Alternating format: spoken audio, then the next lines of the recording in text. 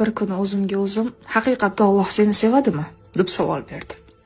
Alloh bandalariga nisbatan muhabbatini sabablarini o'zini kitobida zikr qilgan ekan.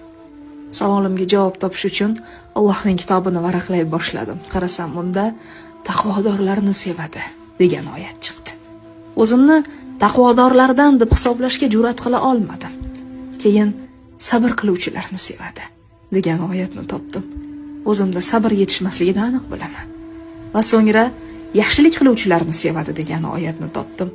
Bundan uncha uzoqlashmasdan qidirishni to'xtatib qo'ya qoldim, chunki Alloh meni sevishiga sabab bo'luvchi biror narsa topa olmaslikdan cho'chidim. Bajargan amallarimni tekshirishni boshladim. Qarasam, aksar faoliyatsizlik, kamchiliklar va gunohlar. Shunda Allohning aniqki Alloh tavba qiluvchilarni sevadi degan so'zi esimga tushdi. Ana endi shu oyat men va men kabi gunohkorlarga taalluqli ekanligini tushundim. Va shoyatki Alloh meni ham sevishi maqsadida astag'firullohal azim va atubu ilayh deb pichirlashni boshladim.